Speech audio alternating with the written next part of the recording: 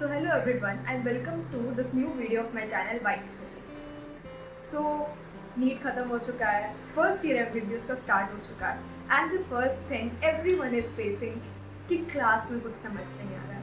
Yes I know, मेरा बहुत junior से बात हुआ है, बहुत लोग पूछ रहे हैं and I think I have gone through from the same stage and I know this very well कि स्टार्टिंग में क्या होता है, क्योंकि नीट के एकदम पैटर्न हम लोग डिफरेंट पैटर्न में अब आ रहे हैं. सिलेबस अलग, लेंथ अलग पूरा सिलेबस का, और पूरे टॉपिक्स ही अलग है. मतलब ऐसा नहीं है कि हम बोलेंगे कि को रिलेटेड है एकदम और बहुत आसानी से समझ में आ जाएगा, ऐसा नहीं है. चीज़ें थोड़ी डिफरेंट है, थोड़ी वास्ट है.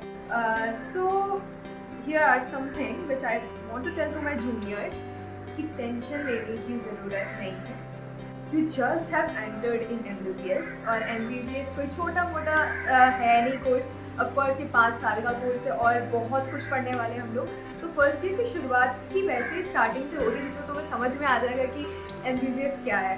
और पहली बार डरने की ज़रूरत नहीं है कि तुम अगर क्लास में जा रहे हो. I know the basic problem is कि जब मैंने भी फेस किया था अपने टाइम पर कि मैं क्लास जा रही हूँ, मैं अटेंड कर रही हूँ. मेरा प्लस एक और इशू था कि लैंग्वेज इशू था, क्योंकि मैं वेस्ट बंगाल में हूँ. तो वेस्ट बंगाल में मुझे पहले बंगाली आता नहीं था, तो मुझे क्लास में थोड़ा इशू होता था. लाइक टीचर मोस्टली इंग्लिश में बोल रहे हैं बट फिर उसके बाद बंगाली में शिफ्ट हो जाता था कभी कभार. तो वो एक मेरे लिए एडिशनल पॉइंट था. लेकिन मैं बेसिक प्रॉब्लम्स की बात करूँ जो सबको होता है, वो अगर क्लास में जा रहे हैं, क्लास में टीचर्स पहले तो बेसिक से शुरू कर रहे हैं, ठीक है, बट उसके बाद जब चैप्टर स्टार्ट हो रहे हैं या कोई भी एनएट शुरू हो रहा है, फिजियो थोड़ा बहुत तुम समझ सकते हो. फिजियो इज लाइक तुम पढ़े हो बायोलॉजी में, थोड़ा बहुत कनेक्ट कर सकते हो. एनएट एकदम डिफरेंट हो जाता है क्योंकि वो मसल्स, ऐसे मसल्स जो हमने कभी ध्यान नहीं देते थे कि हाँ मसल्स के नेम, नर्व्स, ब्लड वेसल्स, तो एनएट थोड़ा डिफरेंट हो जाता है. Biochemistry is like chemistry but in a more advance manner.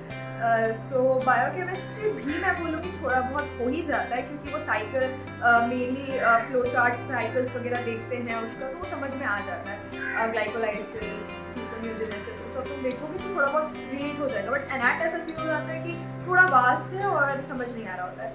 तो बेसिक क्लास में क्या प्रॉब्लम हो रहा है तुमको, यही कि तुम क्लास में जा रहे हो, टीचर ऐसे ऐसे टर्मिनोलॉजीज बोल रहे हैं या स्लाइड्स दिखा रहे हैं, तुम्हें जब तक वो माइंड में प्रोसेस नहीं हो रहा है वो स्लाइड भी चेंज हो जा रहा है, ऐसा हो रहा है. और यहाँ तक कि टीचर्स बात बोल रहे हैं और तुम्हें वो समझ में भी नहीं आया, बट वो चीज़ें आगे बढ़ गई और तुम ऐसा हो कि क्योंकि न्यू एकदम नए स्टूडेंट्स हो, थोड़ा हेजिटेट कर रहे हो पूछने में कि सर यहाँ क्या होगा या वहाँ क्या होगा, या तो पहली बात यही सोच रहे होगे कि समझ तो नहीं आया, पूछू ही क्या खड़े हो गए. ये भी होता है कि डाउट तो है बट पूछे क्या, क्योंकि खड़े होके पूछने के लिए भी कुछ होना चाहिए, कुछ समझ ही नहीं आया टॉपिक.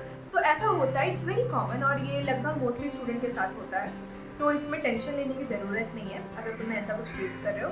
मैं बस इसका ये सॉल्यूशन बोलूँगी तुम्हें कि तुम अगर क्लास में जा रहे हो तो प्लीज़ डोंट होप कि you going to like learn everything right there and to understand every concept and you will be able like figuring out everything, every terminologies. Please don't hope that.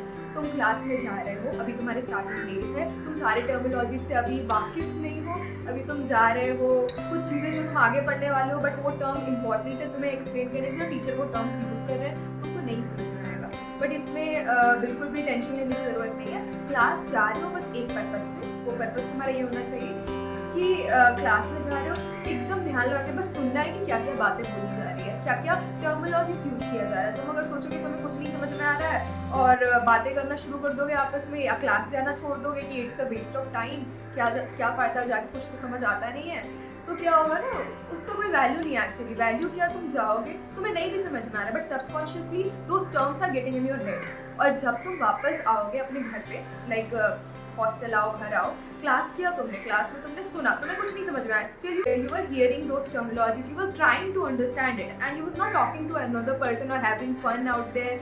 और तुम class गए हो, सुनो teacher क्या बोल रहा है, अगर हो सकता है तो तुम टीचर से पूछ सकते हो. नहीं समझ में भी आ रहा है, पूछने का भी हिम्मत नहीं हो रहा है, कोई बात नहीं, चुपचाप सुनो, सारी बातें सुनो. उसके बाद क्या होगा ना, तुम वापस अपने हॉस्टल आओ. तुम्हें आज इतना टारगेट होना चाहिए कि आज जो टॉपिक मुझे पढ़ाया गया सारा चीज़ तुमसे कंप्लीट नहीं हो पाएगा बट एटलीस्ट उसको बुक को पलट के देखना है. बुक को पलट के देखना है कि अच्छा सर ने ये टॉपिक्स कराया था. Try to read through the book. Book से तुम रीड करोगे, book is your friend. Like MBBS में तुम्हारा बुक ही फ्रेंड रहने वाला है. बुक को रीड करो, तुम्हें वो सारे टर्मिनोलॉजीज मिलना शुरू हो जाएंगे और तुम्हें समझ में आएगा अच्छा ये। If you are very curious तो उन जो टर्म्स तुम्हें समझ नहीं आ रहे या जो कॉन्सेप्ट समझ नहीं आ रहा है, यूट्यूब सर्च करो, चैट जीटीपी है, गूगल है, बहुत सारे सोर्स है उसको सर्च करने का, तो वो तुम सर्च करके देख सकते हो।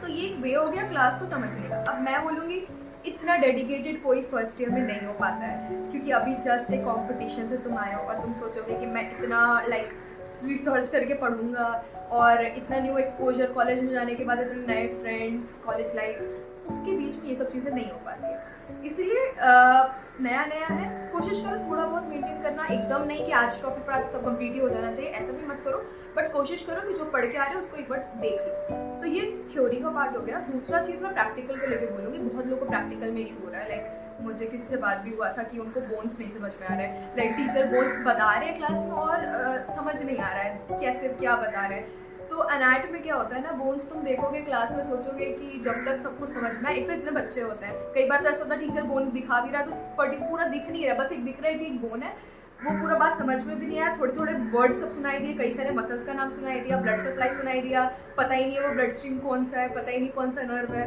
तो वो सब समझ नहीं है और सर का बोन कंप्लीट भी हो जाता है जब तक तुमको कुछ समझ में आता है। तो इसीलिए प्रैक्टिकल में मत टेंशन लो, प्रैक्टिकल में जाओ, बोन वगैरह देखो, क्या बोन हुआ ठीक है, उसको नोट कर लो माइंड में कि हाँ आज ये बोन कंप्लीट हो गया। ये बोन्स के लिए, प्रैक्टिकल्स के लिए टारगेट रखना कि जिस दिन हुआ उसी दिन उसको कंप्लीट कर लो। बोन्स हो गया, डाइसेक्शन हॉल, डाइसेक्शन हॉल के लिए मैं बोलूँगी थोड़ा प्रायर पढ़ के जाना पड़ेगा।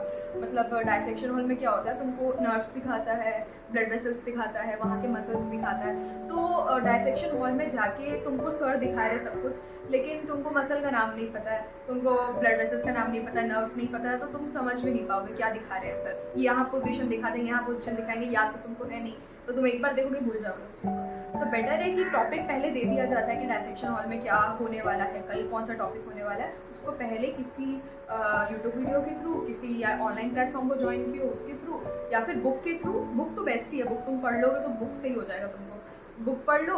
और कम टाइम अगर यूटिलाइज करना है तो फिर यूट्यूब वगैरह सोर्स यूज़ कर सकते हो। और उसके बाद जाके सर जब बता रहे हैं तो तुमको वो मसल्स के नाम याद है, सर दिखा रहे हैं, तुमको वो रिलेट हो जाएगा और फट से कनेक्ट हो जाएगा कि हाँ सर ने, मैंने देखा ये नाम पढ़ा था, यहाँ दिखा। तो डाइसेक्शन से पहले ये चीज़ ट्राई करना। और फिजियोलॉजी वगैरह में तो आई थिंक हो जाएगा तुम लोग से, वो तो करते करते आ जाएगा। फिजियोलॉजी का प्रायर वगैरह मैं क्या बोलूँ, ब्लड काउंट वगैरह या फिर RBC count, WBC count, blood smear बनाना, वो बहुत इंटरेस्टिंग पार्ट है सारा फिजियोलॉजी। तो वो तो तुम टीचर्स के साथ ही करते करते सीख जाओगे। उसके लिए मैं ये नहीं बोलूँगी बहुत प्रायर सब कुछ करके बैठना है, होमवर्क वगैरह तुम साथ में ही करते करते सीख जाओगे। और बायोकेम में भी तुम साथ में टीचर के साथ सीख जाओगे, टीचर दिखा देंगे कैसे कैसे क्या रिएक्शंस करने, कितना अमाउंट कितने में मिलाना है, वो हो जाएगा। एनाट के लिए मैं बोलूँगी थोड़ा प्रायर पढ़ के जाना जरूरी है। So this was whole about how to like start your first year. So tension मत लो, तुम बहुत अच्छा स्टूडेंट रहे हो, तुम सब बहुत अच्छे स्टूडेंट रहे हो, सब अपना नीट टाइम क्रॉस करके आया हुआ है। थोड़ा अभी फ्री टाइम है, थोड़ा रिलैक्स करो, नहीं समझ में आ रहा है कोई बात नहीं, पूरा छोड़ना मत। ऐसा नहीं कि पूरा छोड़ के बैठ जाओगे, नहीं अभी तो हमें लाइक चिल करना है, होता रहेगा बहुत, हम स्ट्रगल करके आए हुए, चिल करना है ठीक है, बट एक लिमिट में होना चाहिए। पता चले ये चिल लास्ट के 2 मंथ में बहुत भारी पड़ जाता है, तो थोड़ा मेंटेन करके चलना। जिस दिन जो क्लास में हो रहा है उसको थोड़ा बैकग्राउंड देख के चलना, पूरा कंप्लीट नहीं भी कर पा रहे हो तो एटलीस्ट एफर्ट तो डालना देखने का, वो रिलेट हो जाएगा। और क्लास में टेंशन लेने की जरूरत नहीं है, क्लास में नहीं भी समझ में आ रहा है कोई बात नहीं, टारगेट ही रखो कि घर पे आके समझना है उसको। सर के पास जा रहा हूँ सिर्फ मैं देखने के लिए कि सर ने क्या क्या टॉपिक कराए हैं आज, क्या क्या टर्मिनोलॉजीज यूज हो, और सब कॉन्शियसली उसको अपने माइंड में डालने के लिए। So that's it. शायद मैंने स्पीड में बहुत कुछ बोल दिया, but I think it will be helpful for you all, and if you have any kind of other queries then do mention it in the comment section, and like the video, share it with your friends because I think sharing is very important. तुम्हारे friends के भी पास जाएगा, and I think it's helpful if this video is informative and kind of motivating